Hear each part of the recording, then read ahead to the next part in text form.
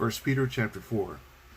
Since therefore Christ suffered in the flesh, arm yourselves with the same way of thinking, for whoever has suffered in the flesh has ceased from sin, so as to live for the rest of the time in the flesh, no longer for human passions, but for the will of God.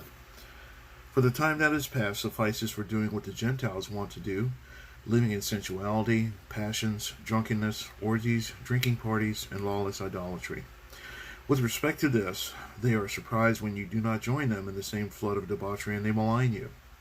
But they will give account to him who is ready to judge the living and the dead. For this is why the gospel was preached, even to those who are dead, that though judged in the flesh the way people are, they might live in the spirit the way God does. The end of all things is at hand. Therefore be self-controlled and sober-minded for the sake of your prayers. Above all, keep loving one another earnestly, since love covers a multitude of sins. Show hospitality to one another without grumbling. As each has received a gift, use it to serve one another as good stewards of God's varied grace. Whoever speaks is one who speaks oracles of God. Whoever serves is one who serves by the strength that God supplies, in order that in everything God may be glorified through Jesus Christ. To him belong glory and dominion forever and ever. Amen.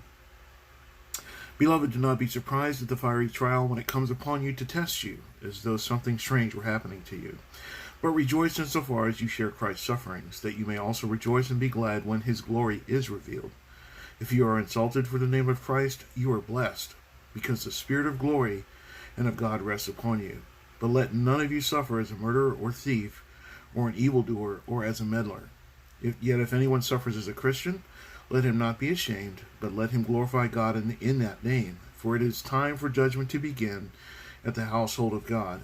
And if it begins with us, what will be the outcome for those who do not obey for the gospel of God? And if the righteous is scarcely saved, what will become of the ungodly and the sinner? Therefore let those who suffer according to God's will entrust their souls to a faithful Creator while doing good. Blessed be the name of the Lord, and praise his holy word.